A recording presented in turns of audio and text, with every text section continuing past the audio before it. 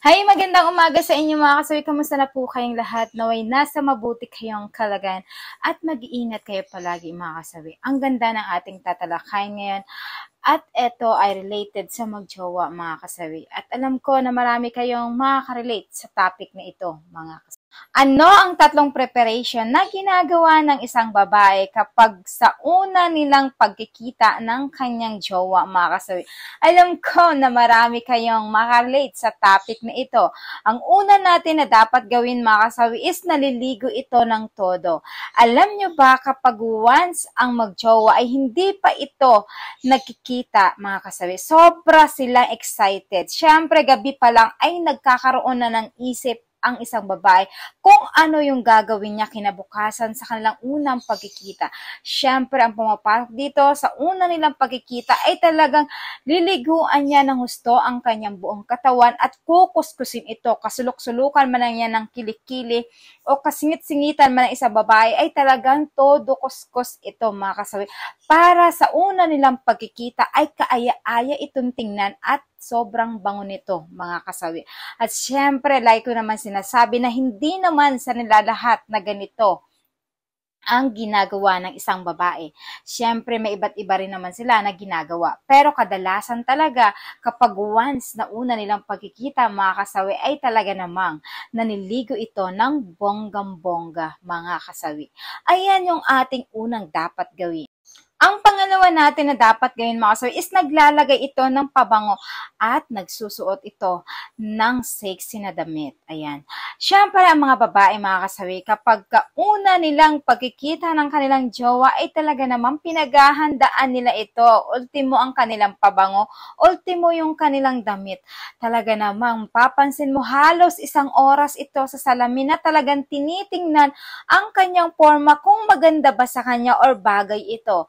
Siyempre, ang mga babae kasi hindi yan napapakali mga kasawi kapag once sa kanilang unang pagkikita ay talaga sobrang excited ito na makipagkita sa kanilang jowa. Siyempre, kumbaga, mas inaano nila yung kanilang sarili, hinahanda nila ang kanilang sarili para sa una nilang pagkikita ay talaga namang maa-attract na kaagad ang kanilang jowa sa kanila. At higit sa lahat, halos buong katawan ay lalagyan nito ng pabango ang kanyang damit para lang malayo pa lang siya ay talagang amoy na ng kanyang jowa ang kanyang girlfriend mga. Alam nyo ba, ang mga babae kasi is talagang 80% na talagang kapag once na nakikita sila ng kanyang jowa ay talagang alam mo yung sobrang excited.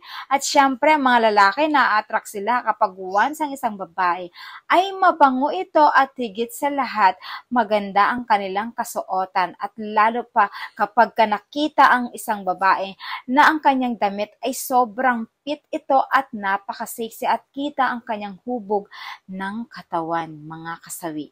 Siyempre, like ko sinasabi na hindi naman sa nila lahat na ganito ang mga babae. Pero, 80% na talaga ang mga babae kapag once na nakikita sila ng kanilang jowa ay talagang una yung ginagawa nila ay pananamit at nagpapabango sa kanilang katawan, mga kasawi. Ayan yung ating pangalawa na dapat. Ang pangatlo natin mga kasawi is nag-aahit ito ng kanilang bibingka, mga kasawi. Ayan.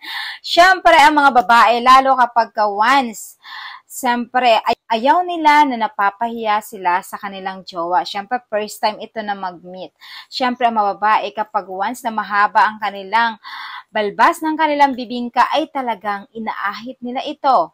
Siyempre, para mas maganda ito kapag wala kasing balbas ang kanilang bibingka, ay maganda yung amoy. At higit sa lahat, hindi ito mabaho at hindi ito mag-aamoy bibingka, mga kasawi. Siyempre, mga babae kasi, maganda yon sa kanila, malinis at higit sa lahat, para at least kung just in case man na magkaroon sila ng labing-labing ng kanilang jowa, ay nakahanda ito dahil malinis ang kanilang bibingka at higit sa lahat, wala itong kaamoy-amoy, mga kasawi, kapag once na nakaahit ang kanilang bibingka, mga kasawi. Siyempre, lagi kong sinasabi na hindi naman sa nila lahat na ganito ang mga kababaihan.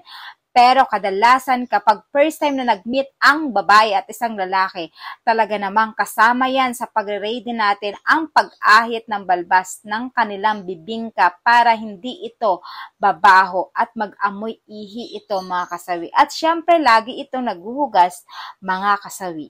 Ayan yung ating pangatlong dapat gawin. At syempre, hindi mawawala yung aking advice sa topic na ito mga kasawi. Alam nyo ba, sobrang nakaka-excited naman talaga ang unang pagkikita, lalo kapag once na matagal kayong LDR ng iyong jowa. Tapos, first meet nyo ito. Alam nyo ba ang gagawin nyo mga kasawi kapag once na ganito ay talaga namang maghanda na kayo?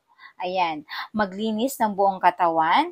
Unang-una, syempre, maligo ng maayos at kuskusin ang dapat kuskusin. Mag-ahit kung mag-ahit na lahat para at least sa una ninyong pagkikita ay hindi ma-turn off ang iyong jowa. Minsan kasi may mga babae din naman na hindi ganun kalinis sa katawan. Kaya pag minsan, pag naamoy ng kanilang first meet na kanilang jowa, ay nako po, mata-turn off na kagad ito. For example, mga kasawi, mabaho yung hininga, ganyan, normal, mabaho yung kilikili, ayan. Kailangan sa mga alam mo na, kailangan para hindi ma-turn off sa'yo ang iyong jowa, lalo kapag first time nyo mag-meet, kailangan linisan mo yung iyong buong katawan. Na nang una, mag-toothbrush ng maayos, pagkatapos ng toothbrush, mag-mouthwash at maglagay ng, syempre, ng Rexona sa kilikili at mag-sabon ng inyong bibingka para all over ng inyong katawan ay mabango ito para kapag kayo ay nagkasama ng iyong jowa at ikaw naman ay hinalikan kanya or nagkatabi man kayo ay wala kang amoy para at least talagang masiseduction ang iyong boyfriend sa iyo at talagang lalambingin ka nito ng bongga kapag once na nagkatabi kayo ay talagang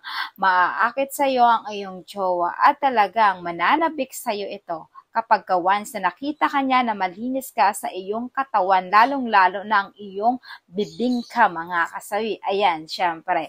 At syempre, yun lang yung aking advice, mga kasawi. At maraming salamat sa patuloy na pagsuporta ninyo sa akin sa walang sawang pag-share, pag-comment, at pagre-react, mga kasawi. Sa mga hindi pa po nakapag-subscribe, mga kasawi, pwede na kayong mag-subscribe, pwede na rin kayong mag-follow para updated kayo sa aking topic araw-araw. Maraming salamat, mga kasawi.